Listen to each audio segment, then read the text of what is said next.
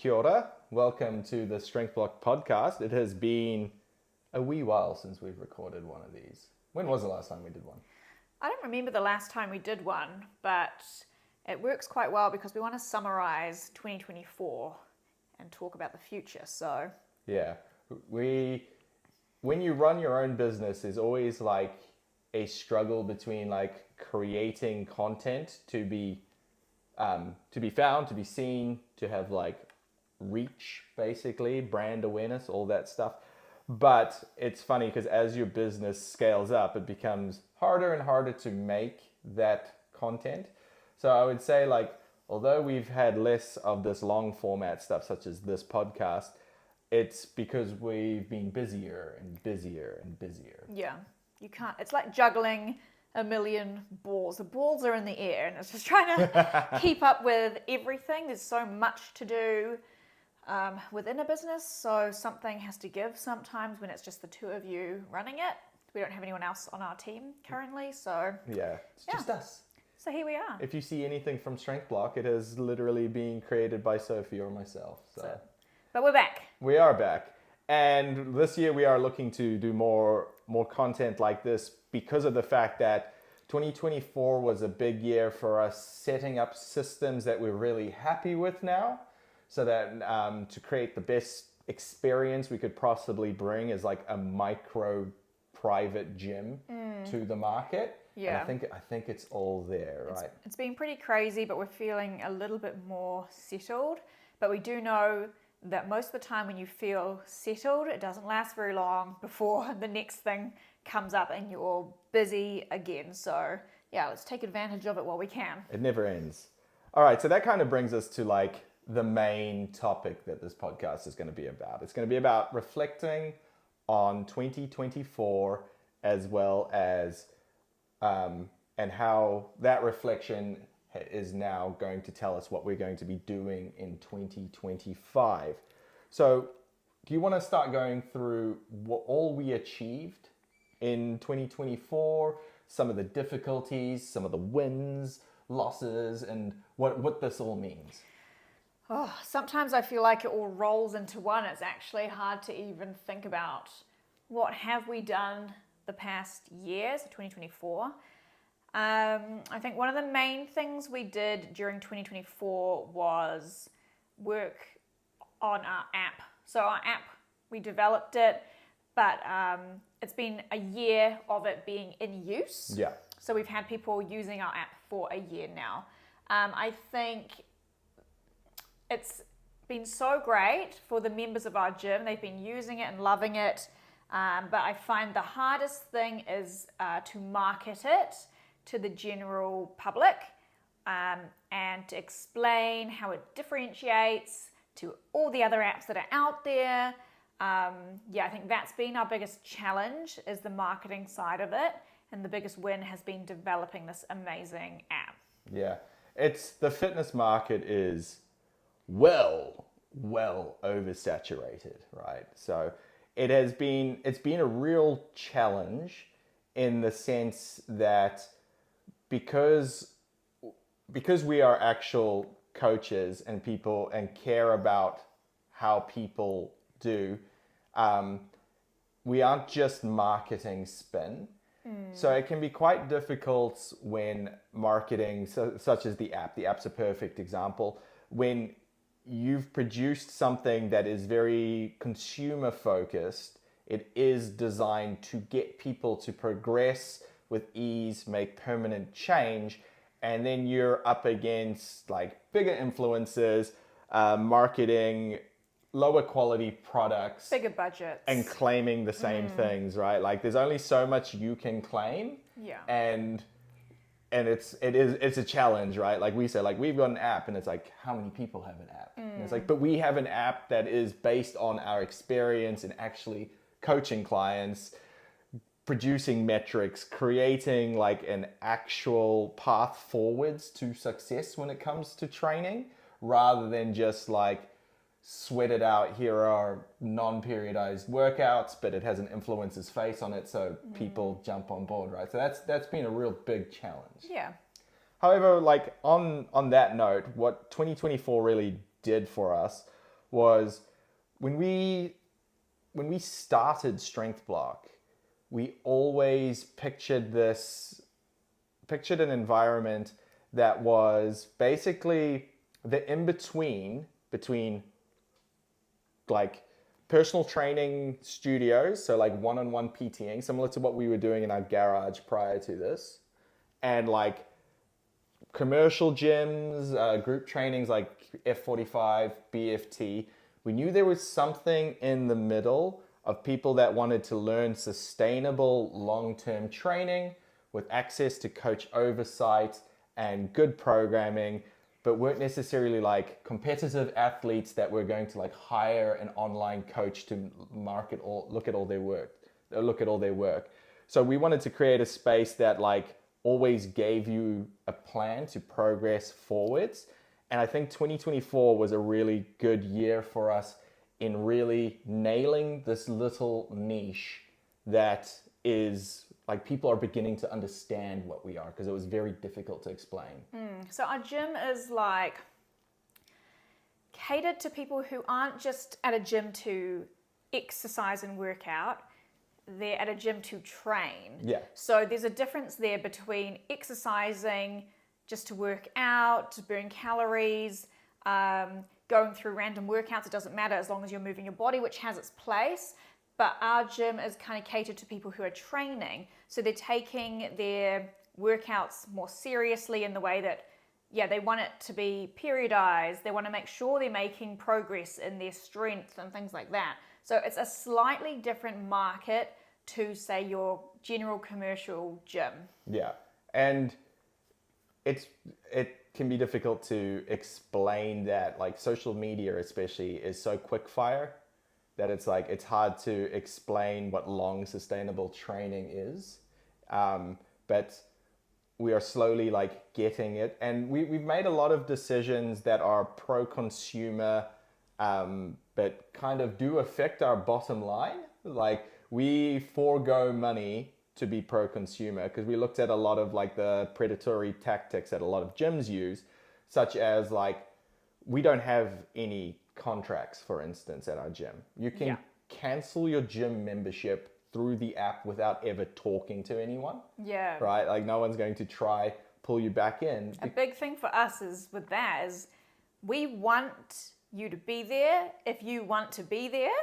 If you don't want to be there, then we don't want you to be there. Like we want anyone who's in the gym to be loving it, working off each other and just really enjoying the space. If you're not enjoying it, then it's not the space for you. So we're not after locking people in for money, because we'd rather only have the people that are really interested in the space be there. Because it can poison the well, right? Because we have a small membership by design. We cap our membership as to not have the gym get too busy. And we all know that like one negative person can bring down the energy of an All entire about room. the vibes. Right? You can literally have 9 people like stoked and happy. Yeah. It just takes one person to be like bringing darkness into an area, and it can override 9 people very easily. So we were all about like, and that was also our pro-consumer thing. We don't believe in overselling our memberships. We don't believe in locking you in contracts, because we genuinely think that with a bit of coaching, a bit of input from experienced people to make sure you're never lost, you would want to stick with us. Right, so that has been one of the big things. However, 2024 was pretty rough financially for everyone. Yeah, what a tough year. Yeah, it was bit of a... I don't even know how to describe it without cussing about. I feel like everyone knows, like everyone's aware of the economy. Small businesses have had it really hard. I'm pretty sure everyone out there knows small businesses around them that have shut down. Not even small, like big businesses that haven't made it and have had to shut their doors. Yeah, like as like the little fish, because like our gym is a little fish compared in this fitness game. It's like we're constantly we're in competition with places like F45s and BFTs, right? Like we think we have a different product, but again, it can be difficult to explain why it's a different product. I think both styles of training have their place, but we always look at like the franchise models as having more support. They've got brand recognition.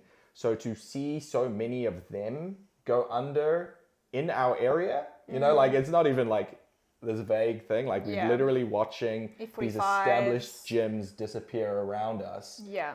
And we're like, we do have these moments of like, if they can't make it, how are we supposed to? Yeah, with all their support and money behind them. Yeah, exactly. Like we had a lot of PT clients drop off as soon as their mortgages became difficult to manage. And because we lead with empathy, I understand that, right? Like it hurts because it takes money out of our business. Yeah, we can relate, right? Yeah. As a business, we relate. We lose money, but we understand other people are struggling too. So it's like, it's same. Yeah. We did try to, and it has worked in our favor. So with training with us, like there's definitely like a tier of affordability. Yeah. They all have their different things, but we try to make everything value packed. So if you're like a person that wants multiple personal training sessions a week, that's going to cost you the most amount of money. But then we have like an option that's like we have like a membership to our gym, which includes the app and then like a monthly PT session. So that's an option. And then a version of that's just membership to the gym with the app. You can still chat to us if you need advice, but no one-on-one PT session a month. And then we have just the app if you wanted to train at a cheaper gym. Because it's like, we're not trying to be a City Fitness. We're not trying to charge you $7 a week. Part of having a smaller membership is having to have a more expensive membership. So we were tiered in a way that kind of made us recession resistant. I wouldn't say we're recession proof. Definitely not recession proof. But we're just trying to make it affordable for everyone, like something for everyone to be able to help everyone in some way. And that's been one of the big things that we tightened up in 2024 was making sure that we had these offerings that still, because like I never wanted to half-ass anyone, you know, like as in, I want you to succeed.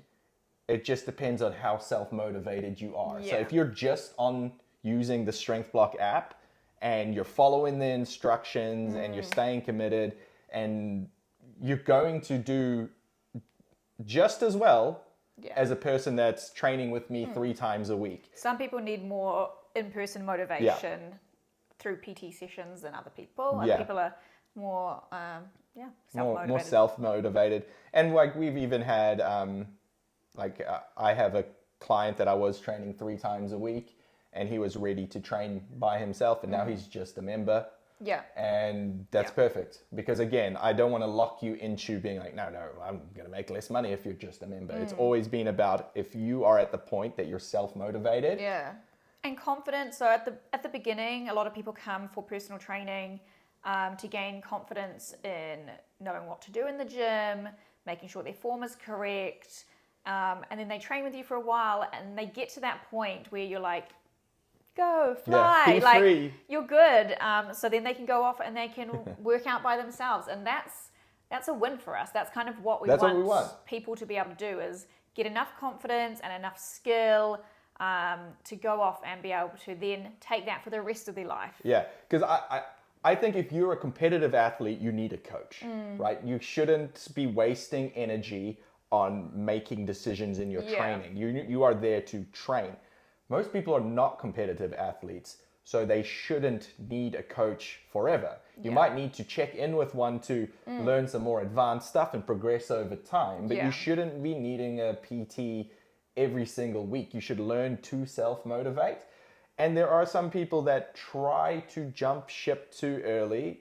We won't mention who the client is, but I definitely have a client that I was seeing multiple times a week and he wanted to train by himself and I warned him multiple times that I know he didn't have it and he hasn't trained in 6 months. Yeah. Right. And it's frustrating for me as a coach because I invest in people, right? Yeah. You watch their progress and you're like cheering them on, like, yeah, Yeah. you're doing so well. And So it's all gone wayside, and it's like I predicted it before it fell apart, but that's a whole nother story.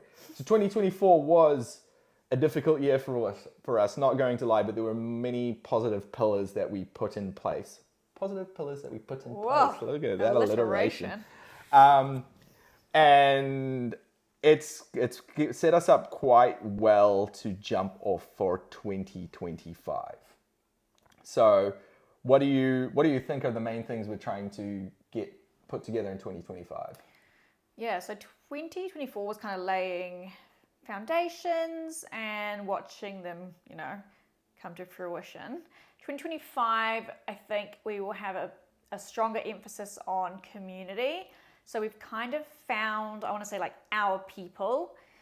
We were talking earlier about, like, at the beginning when you're opening a business, you cast a wide net, and you just, you're trying to make it work any way you can. And then eventually, as it starts to succeed, you can kind of hone in on more of a niche and who your people are, and then build a community with that. So I think we found the people that work with our gym and, who are looking for a gym like ours. And now it's just about building that community, getting members kind of involved with each other, holding events, all that kind of stuff. Yeah, so when we're recording this, I'm not too sure when I'll get this out because, as I mentioned earlier, we are the only people that put this content together.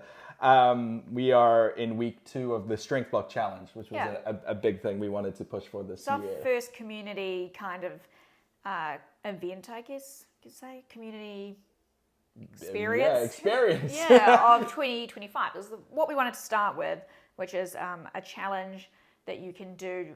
You run through the app through any gym, but there's like group chat, and you can come into our gym every week if you want to do the challenge workouts together. So that was our first little taste and step into community. Yeah, and it's really like filled my cup seeing people like converse with each other, going through like a shared experience. And that's what we want to bring, right? So it's still self-motivated. I think that's the thing. This isn't like a boot camp challenge. You are responsible for doing your workouts. Yeah. There is a little bit of a push when people are like in the group chat being like, today was really hard, blah, blah, blah, whatever they're saying. But it's our way of still helping you develop sustainable training. We call it an 8-week challenge because we literally need to fit in the market, and people see 8 weeks, but we don't want it to be 8 weeks. We want you to learn within this challenge so that you can carry on training It's afterwards. the first step, basically. It's the first 8 weeks of your new life. Yeah, it's been great. But yeah, community. It's been absolutely fantastic, and I can't wait to do more of it. Like, I feel we've like already got plans for other community events and bits and pieces that we want to do. So yeah, I feel like that's one of our main focuses for the year. Also, bringing in more money into our business. Like, let's not lie about that. That would be nice, I tell you what, like, unless I had a YouTube video all about this. Unless you crack influencer status, which is like a 1 in a million chance, like, to make money or fitness is difficult. Yeah. If you're a personal trainer out there and you're struggling, everyone's struggling. It's not just you. Like, I sometimes think people... You've got to have the passion because the money's not always there. I think sometimes it's like utter stupidity that I've been doing this for 10 years. Like, Still, I don't know. Still trucking I don't know what I'm doing. Yeah. And it's like, so be kind to yourself if you are trying to make money in the fitness industry. Because sometimes I think people look at what we have and they misinterpret it as like as a money maker. Sometimes you hear people like, you get to, it's like, it is, I would make more money personally just having a job at the warehouse. A 9 to 5, 100%. Like, it's crazy. Like, it is extremely difficult. Hopefully that, as we do build, and it's been 2 years of our business, hopefully as we grow, that does get a little bit easier. They do say that the first couple of years are the hardest, and like you're basically not making any money from that first 2 years, which we'll kind of touch on later. But so I hope so. Fingers crossed. I got nothing if I don't have this. Who knows what need to we'll pay do. some bills, guys. Yeah. So this brings us to like, what should people know about starting a business? Okay, yeah. Why not? So what should people know in starting a business? So I think for me, I have been self-employed since I was, I don't even know, like 22 maybe, around there. I think 2012 is actually when I first went self-employed. And so I've always taken care of my own finances. So whatever I make is mine, comes into my bank account, I pay my tax, and that's me. And so I've always been very driven with it. But yeah, so when you open a business, suddenly the money you're making, kind of the first couple of years anyway, is staying in the business account, and you don't get it. You don't get to touch it. So to me, it feels like a huge financial loss personally, because all that money is not coming into my bank account anymore. Yeah. If you're going to pay yourself out of it, you can pay yourself out, but you really can't in the first couple of years. I feel like you can't. So I feel like if you're going to open a business or start a business, you really need to have a good amount of savings in your personal account to live on while you're not making money from your business. And I feel like I should have had more of that. I didn't have a big enough savings account, my personal bank account, before opening a business, and so it's been extremely hard. Yeah. I would definitely recommend saving first before even opening a business. I think the death of most small business is undercapitalization, right? So you are trying to get ahead of it. You're trying to get ahead and grow your business at the same time as earning money, but you need to earn that money to expand your business, and you can end up treading water and just bleeding out really slowly. Yeah, a lot of people take out like business loans when opening a business to begin with, just to kind of get ahead. We didn't do that. Yeah, we're fortunate that we didn't take out any loans. We're fortunate we didn't take out any loans, but at the same time, it's all our money out of our personal account has been used for that business, So it's kind of like, I don't know. Unlike Sophie, I'm pretty used to personal financial devastation. I live in constant... I went from being a struggling artist to a struggling personal trainer, so I've been on the grind for a while. There have been periods where I feel like I'm doing okay, but there have definitely been longer periods where I'm not.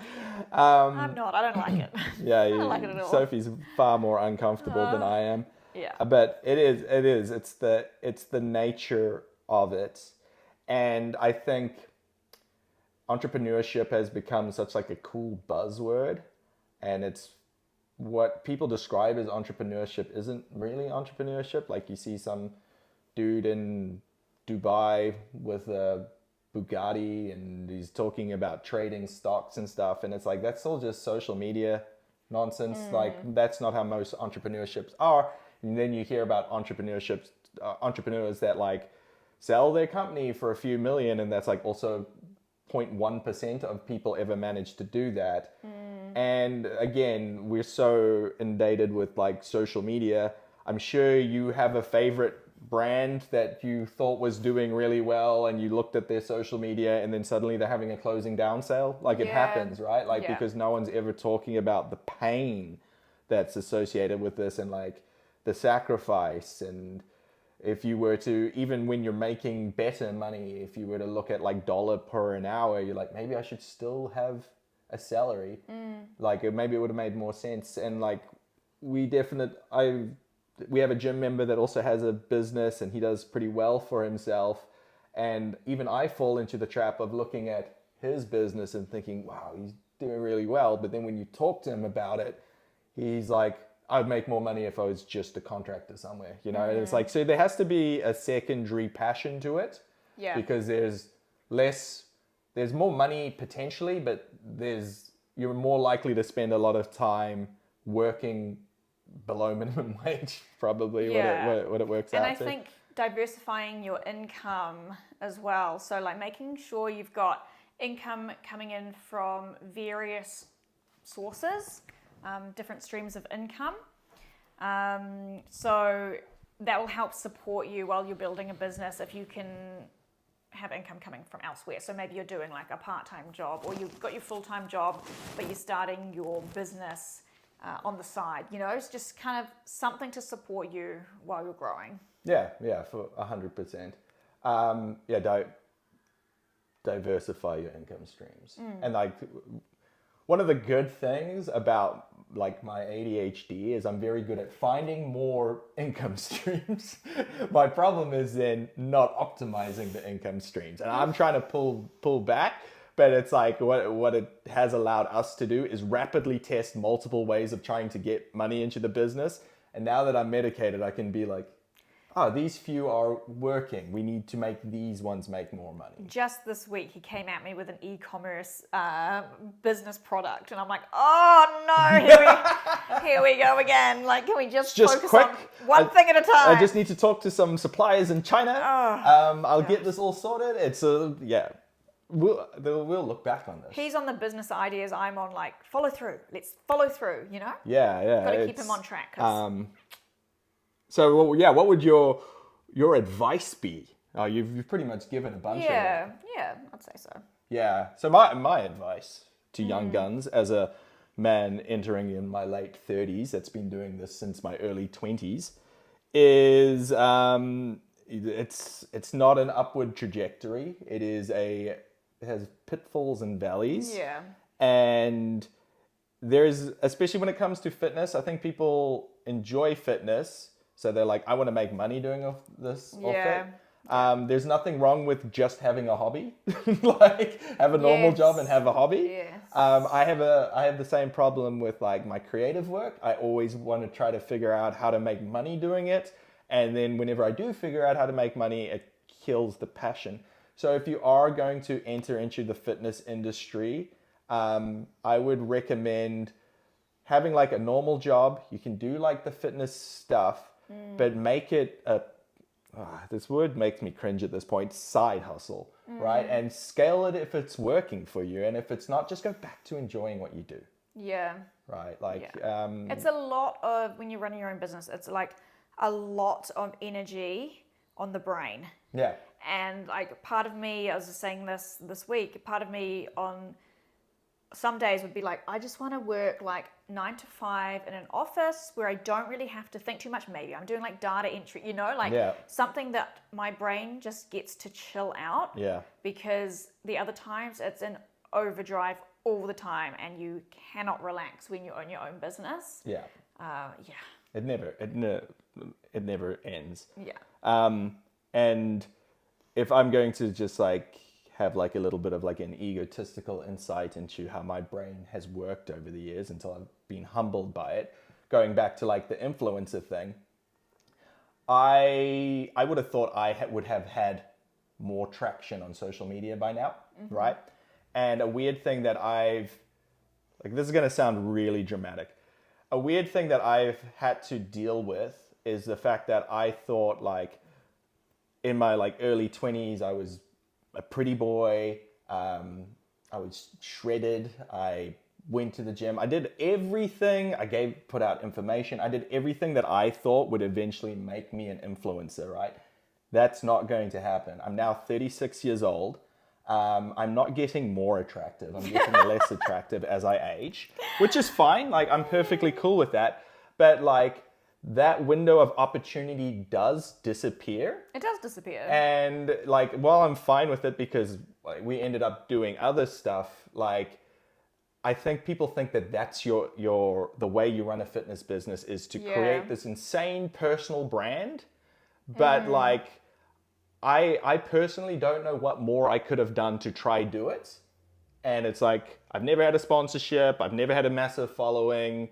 I've put out YouTube, Instagram, TikToks. And it's like, all of these platforms, I get enough of a following that I'm like, oh, people are engaging. but there is definitely just like some pure luck that has to happen Yeah. to propel you to like the status of making a good amount of money. I also talked shit about a lot of supplements and stuff over the years, which probably didn't help the sponsorship stuff. But Didn't help the collab. hey, I get to be like, I was authentic all the way through. That's true. All right. What mistakes did we make? Yeah, so I made a Instagram post which actually people were really interested in lately of what mistakes have we made in business. So it was just a really quick one. But we can go into that a little bit more. So one of the things I talked about was in 2024, we invested in social media marketing. So this is like an agency who basically, you still create all the content yourself. They run paid ads for you through social media. So we were doing like Instagram, Facebook, I think, Instagram. Mainly Insta, of our yeah. content, and you probably saw it because if you are in our algorithm and you may have liked one, you were going to get bombarded with all of them. So I'm sure you saw it this in 2024. That did not go well for us. So it is expensive. So not only the spending of the ads, that was actually the expensive part. The expensive part was their fee, their management fee. And then it was, the minimum required spend for ads that they think there's a minimum amount required for it to gain traction. Otherwise, it just doesn't work. So we spent, I feel like it was, I want to say, is it $2.5K a month? It was about there, yeah. For 2.5 to 3, I can't really remember now. I almost tried to 5 months. block it out of my brain. And the minimum was 3 months. So I think we might have done maybe 4 months. Yeah. I'm not sure.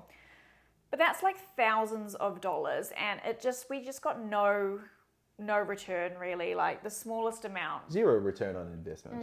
It just was not worth it. We had to do it because if you don't try, you don't know. And sometimes you have to invest money to make money. And so it's a risk. It's a risk we were willing to take. But yeah, it didn't have a good return for us. We're actually better off with Google marketing. Yeah. We found out. To contextualize this, like, I contract to a couple of digital marketing agencies and I write content and I give brand direction and stuff. So we have pretty good knowledge on what happens behind the curtain with marketing. And I've always been skeptical that there is more to it. Like, I'm like, you see like these management fees and stuff, and I'm like, I don't know, I've worked for these agencies and I feel like that these are just, it's one of the few industries that they can take money without delivering any kind of result. So you can, like, they make upfront, they're very honest about like, hey, this might not work. And I find it's kind of weird, right? As an agent, as like a service, it's the only thing. Like, if as a personal trainer, you came to me and I was like, I can train you how to bench press, but you might not get stronger. We'll find out in 10 weeks. Like, no one's going to hire me, right?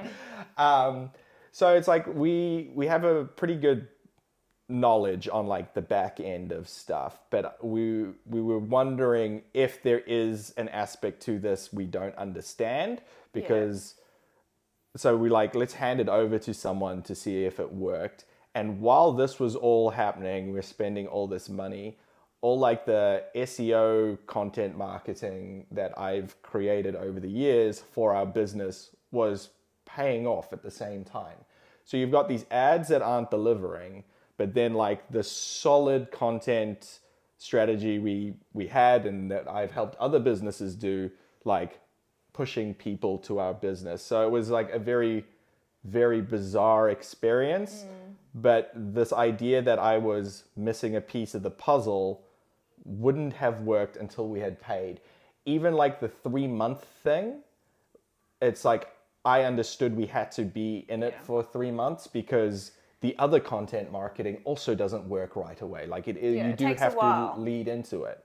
And entrepreneurs don't talk about these failures. And when Sophie put out that video, there were multiple people that were like, I've made the same mistake. Yeah, I also hired someone and it wasn't worth Yeah. it. I just spent thousands of dollars and didn't get anything in return. No one wants to be... And I'm not saying like it doesn't work for everyone, because I think if you do have like an e-commerce, like you're selling a product, that maybe that would work well for your business. I don't know if a service business necessarily it works, especially if people are looking for, say, like a gym in their area. You know, like they're Googling it. They're not having an ad pop up and being like, oh, that looks interesting. Yeah. I'm just going to switch gyms and go to the other side of Auckland. But then we were also trying to push our app at that time, which is available kind of throughout New Zealand and worldwide. And that still didn't have any return. So Nah, did not work at all. Which is, it's not fine, but it is fine. You learn. yeah, And like, especially with our type of business, some of it comes down to trust. yeah, And in order to trust us, you either have to come into my gym for a free consultation and I have this conversation with you and got a massive conversion rate from, if I can have a chat with you, I can probably convert you. Or you've engaged, our social media has been engaged with you by so much, like long enough that you understand us and then you convert. So like a quick social media advertising where we're putting a minute of us with a hook and blah, blah, blah. It didn't work for us. It does work for some people, did not work for us. So that was quite a hard lesson to learn. And there was a few other bits and pieces as well. What do you think we do? I'm just spinning out. I'm going to ask the questions now. What would you say we do month to month that like helps run our business for other people who would be interested in knowing how we kind of move our business along month to month? So Sophie and I try to have a business meeting every month. Yeah. And within that business meeting, we do a lot of, it's like content planning, but it's like looking at what the pillars of our business are, creating content for each pillar in order to like funnel people to the correct services, which services are working, which ones aren't. So that's one of the main ones. We get back on track every month, pull it back in. Yeah, we do monthly kind of check-ins really, like what we want to focus on for the month, what we need to get across on social media for the month, all that kind of thing. And actually this year I've also done a, what do you call it? A quarter quarterly plan. It's like an annual plan. So I broke the year down into months, like 3-month blocks. Quarters. If you will. It's the first time I'm doing this, so clearly you can see that. And just kind of have a focus for each quarter, and then breaking that down further into each month. And we write down like what we're putting out, what needs to be done, and then we generally do have another check-in meeting at the end of the month just to make sure we've got all that kind of stuff covered. Just going to make sure that's... I'm terrified we're missing all of this. Yeah, it's still going. It's getting hot in here. It is. I'm getting hungry as well. Yeah, so that's why... That's the mistakes we made. Yeah, so like... That kind of keeps us on track a lot more. If we don't have structure, I feel like we get overwhelmed, things fall apart, we forget to do things, our social media's all over the place. Like, I like to have a lot of structure. Yeah, we are different people. Yeah. So Sophie is like, she likes to make sure things are planned and make sense, whereas I am far more chaotic, and I'll have like 20 tasks that I'll do like 50%, 60%, and I'll come back here and do another 10%, blah, blah, blah, blah. And then just hopefully at some point they all finish, which isn't great, but it's very useful. Like, neither of our ways work by themselves. So like my chaos I can end up spinning my wheels. Sophie can end up focusing too much on the micro. So while it's great to plan, and this is why our business has gotten where it's gotten, Sophie has been like the drive behind it. My chaos allows us to pivot when we've needed to, and being able to pivot, that has been like bringing the app in as the main thing that drives our membership when we had a different system going. Like we've done multiple pivots to change how this gym works in response to what's happening, rather than like we've got a business plan and it's like it's not working, well we keep on pushing to make it work. It's like it's not working, we do something else. So there is merit to both mindsets, but I think you need both, right? Like I wouldn't have the monthly business meeting. I complain about it every time it comes up, and then I'm really happy it's been done. Right? Like it does ground the chaos from me just wanting to consistently go forwards. But let's I didn't expect this podcast to end up being a business spiel. I thought it was going to be about goals.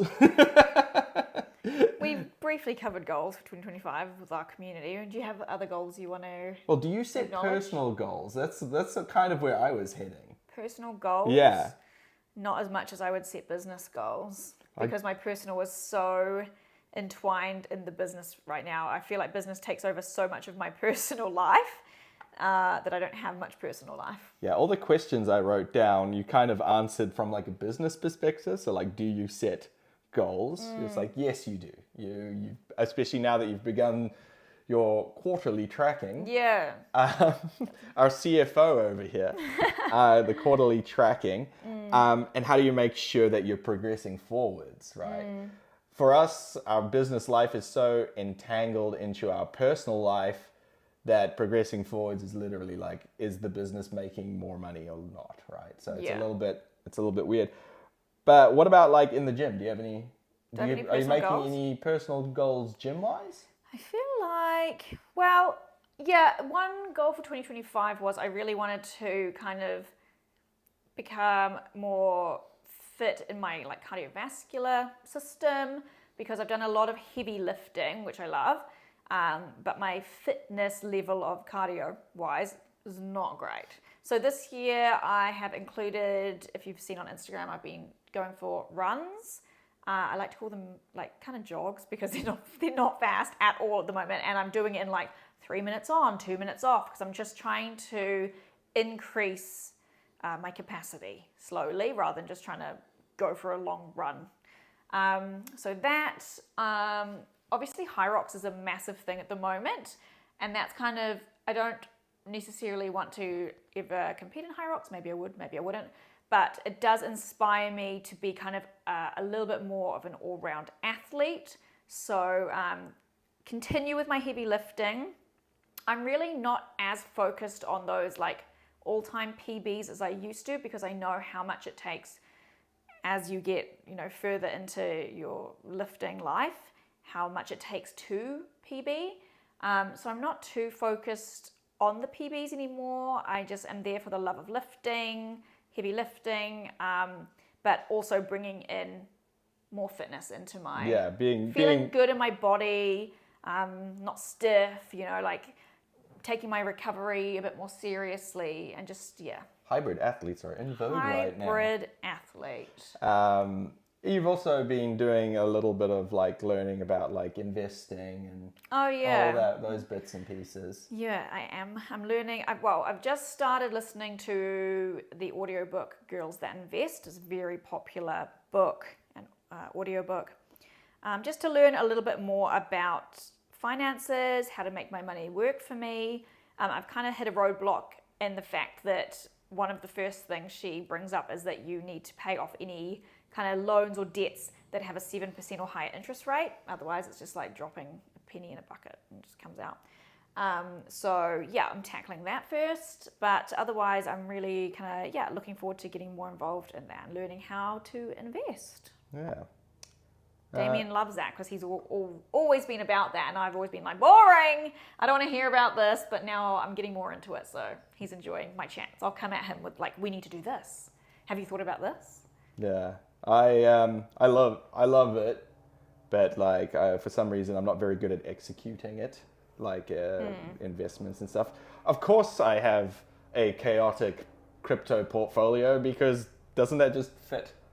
Right? Like, So this is where I come in. This is a stupid investment. I'm like, I'm learning now, and this is our structure for what we're going to do. I'm just like, line goes up, let's go. Yeah. Yeah. What about personal goals for me? I'm competing in a strongman comp this year, which is That's a bit different. pretty exciting. That's a few weeks away. I'm also, again, like, been lifting for like 16 years, I think is what it actually comes down to. And like I love lifting, but I don't need massive goals for it anymore. I think that's like an age thing. And like you said, I agree, where it's like, yeah, I would like to like chase a bigger deadlift, chase a bigger bench press, chase a bigger squat. But it's like, I'm aware of how difficult it is, and the juice isn't worth the squeeze sometimes. Like there will be times where I get more laser focused on what I want to do. Like, okay, over the next 12 weeks, I'm going to squat until my lower back barely works, but I'll get that max squat. Oh, that gave me a fright. So yeah, I know I'll just keep lifting. Strongman's been a good break, because it's like, because I'm a novice at it, everything's exciting. It's a different kind of I'm like, sore. oh, what is this? Yeah, I feel like I've been beaten up like every single day. Nice to mix it up every now and then. But I've got no emotional attachments to anything. You know, like, oh, I log pressed 100. Is that good? I don't know. Yeah. I literally don't know. But it's like when I bench, it's like, I bench 150 and my brain's like, yeah, but you've benched 160 before. You know, it's too ingrained in me. And I always go through these waves when it comes to it. From a personal perspective, like, I want to start creating art more often. Like, I want to actually be creative, not just for business. I always miss it when I'm not creating for myself, and then I never make time for it. So I need to make time, look after that little inner child of mine that wants to just draw pictures and not try to figure out how it makes money. Yeah. It's a really big one for me. Yeah. It's that work-life balance situation again, though, isn't it? It's just like having the time or forcing the time for yourself. So, like, I want to go out and get in nature more. Like, we did a few, like, over summer, we did, like, some walks and some waterfall walks and beach trips, and I just really enjoy it, and it makes me feel so good. And then I feel like I focus in, like, business and everything else more if I can have those little moments for myself. Yeah. What do you think is the main barrier that stops people from enacting change? Whether that's in the gym, starting a business, anything like that? Well, I think like the business one is one that I'm being more and more sympathetic to. It's a difficult thing to do once you have a family, right?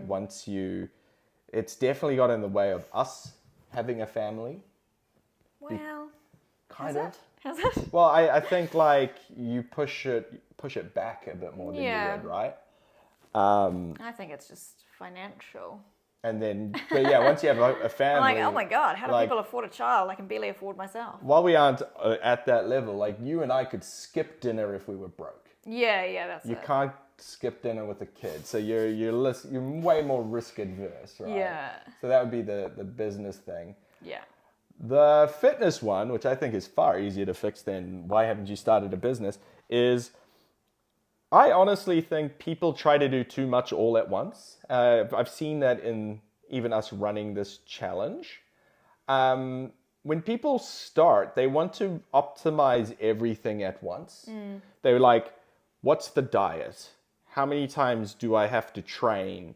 How do I progress? What measurements should I be taking? Like all these things, right? And then it's like they're overwhelmed in like a couple weeks, where it's like, realistically, if you're not working out and then you start working out half an hour a week, and then a month later you're working out twice a week, like you already are doing better. Yeah, you need to, exactly. Start with small chunks, Small building blocks that you build upon. And I think like the training thing, again, it's a funny one as I've gotten older, because it's like the longer I've been training, the less optimal I've become with it, because it's now not my life, it's part of my life. And therefore it doesn't have to be this perfect cacophony of like macros, diets, progressions, blah, blah, blah, blah. It's just like I have this ebb and flow. You're a bit more flexible. Yeah.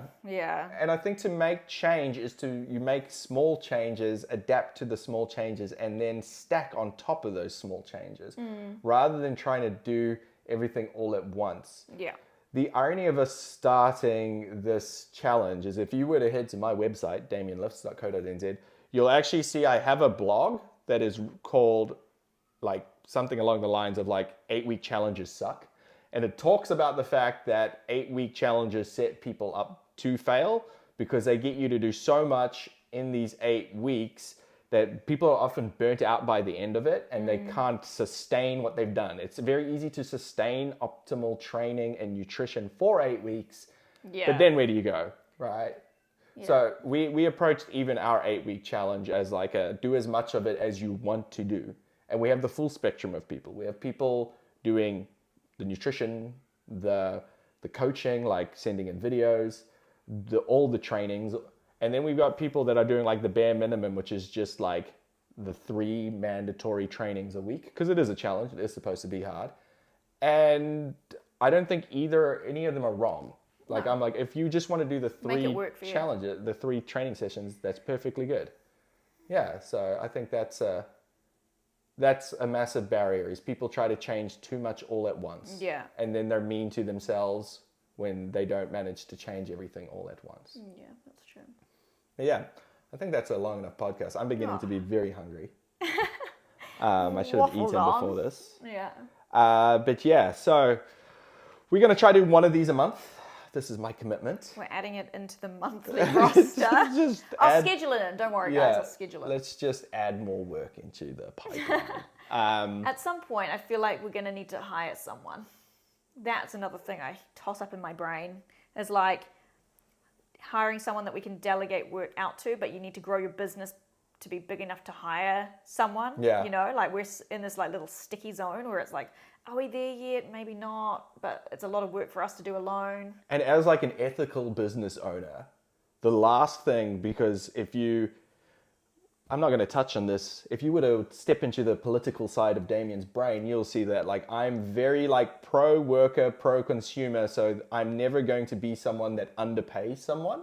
So it's like my business has to be in a position that can pay it's someone really, their proper really wage. worth your time being there, right? Yeah. Like, and that makes it a bit harder, right? I'm not just like, what is the least amount of money I can pay someone? It's like, no, if I see the value in what you're doing, I want to be able to compensate you fairly.